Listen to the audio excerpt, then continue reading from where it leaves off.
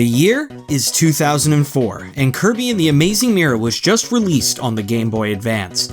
This game was actually a three-way collaboration between HAL Laboratories, Flagship, known for making Resident Evil 2, and DIMPS, known for making the Sonic Advance series. Not only was this the final Kirby game on the Game Boy Advance, this was also the final Kirby game to have Masahiro Sakurai's name in the credits. Will this collaboration make the best Kirby game they can, or will too many cooks spoil the broth? Let's find out.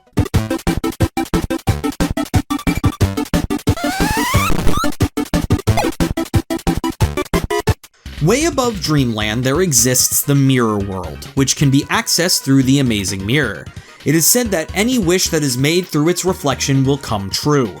Meta Knight, however, was sensing some evil energy coming from the mirror, so he went through it to investigate. Kirby was flying towards the mirror to see what was going on, and also ran into Dark Meta Knight, to which he used his power to split Kirby into 4 different Kirbys. The 4 Kirbys traverse Rainbow Route and find their way to the Dimension Mirror.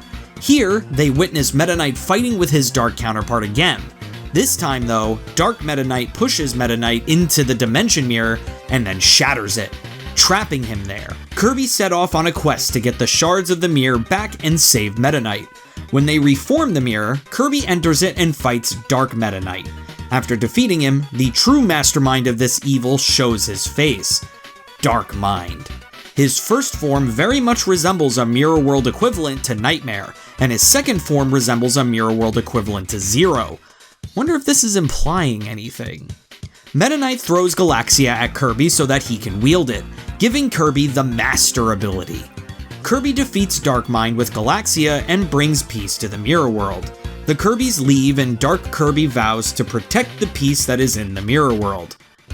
So I guess there's just 4 Kirbys now. So the story of this game is a bit weird. It's a little hard to follow. We see Dark Meta Knight first outside of the Mirror World, so it was a little hard to distinguish what Dark Meta Knight even was at first. Also, I feel like Dark Mind was just a last-minute inclusion, just to give Kirby an intimidating final boss for the end of the game. That wasn't just Dark Meta Knight. Honestly though, I feel like Dark Meta Knight would have been enough. Hell, even if they gave Dark Meta Knight another form that did look monster-like, that would have also been fine. Dark Mind seems to come out of nowhere and is gone as soon as he is introduced. It seemed they wanted to try and create another Nightmare, considering Dark Mind looks like him, but they forgot what a twist Nightmare was in the original Kirby's Adventure. The entire game you are led to believe that King Dedede was the villain of Kirby's Adventure, when in reality he was preventing Nightmare from being unleashed, and when he is, it's a great surprise. In this game, you just defeat Dark Meta Knight, you fight Dark Mind, and then he's dead, with no explanation or story reason whatsoever. With all of that in mind, Kirby and the Amazing Mirror story gets my rating of a B-.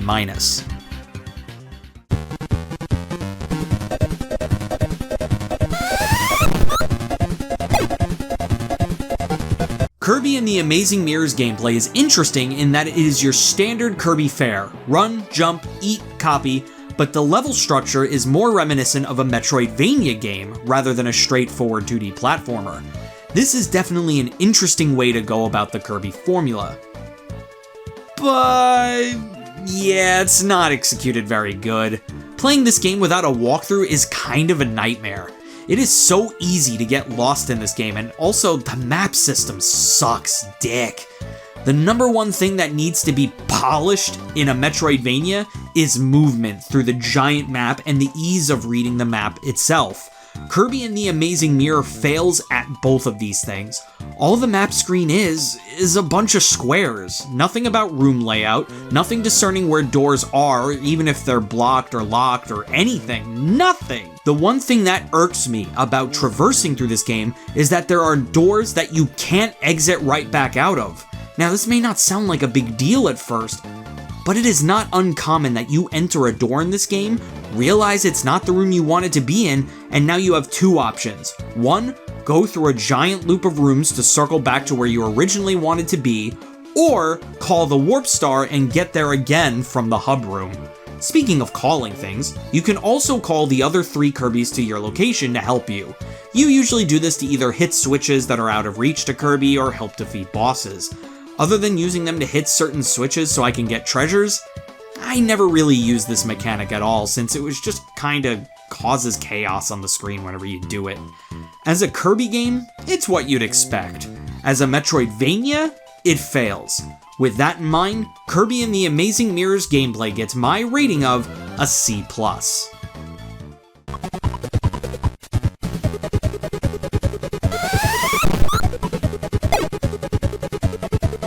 The presentation of Kirby and the Amazing Mirror is very middle of the road. The particular assets themselves aren't bad, the game is vibrant, the enemy variety is great, and the music is great. My problem with it, however, is that it doesn't do that much to distinguish itself from Nightmare in Dreamland. The reason for that being that Amazing Mirror recycles a lot, and I mean a lot of things from Nightmare in Dreamland. Kirby sprites, Meta Knight sprites, hell, even a lot of the music is reused from Nightmare in Dreamland. Recycling assets isn't the worst thing in the world, but when you do it, it runs the risk of making the product feel samey to the other entries. Sure, this game sets itself apart in the gameplay department, but it doesn't set itself apart at all in the presentation department. With all of that in mind, Kirby and the Amazing Mirror's presentation gets my rating of a C.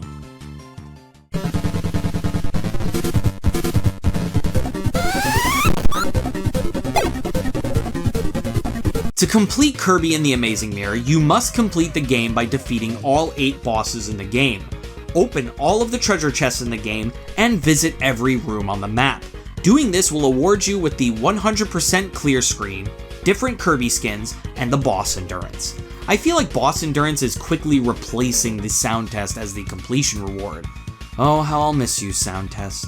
Honestly, I wouldn't be surprised if you were to accidentally do most of this just traversing through the game normally, and honestly, it doesn't take that long if you know what you're doing. If you're committed to putting in the effort to finishing the game, I don't see why completing the game would deter you either. So I know this is a bit of a middle-of-the-road answer, but if you were to ask me, I'd complete this game again. I give this a solid sure.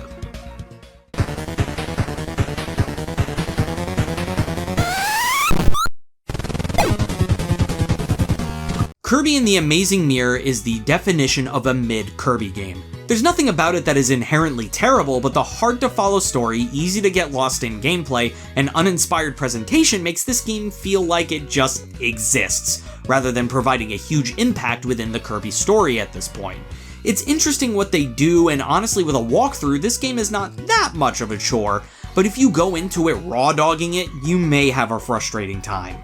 With all of that in mind, Kirby and the Amazing Mirror gets my overall rating of a C+. Not a game that particularly makes me want to tear my hair out, but also not a game I'm clamoring to play again. Thank you everyone so much for watching this video, and I hope you guys enjoy the new format of the retrospectives. If you like what you see, be sure to subscribe and hit that bell.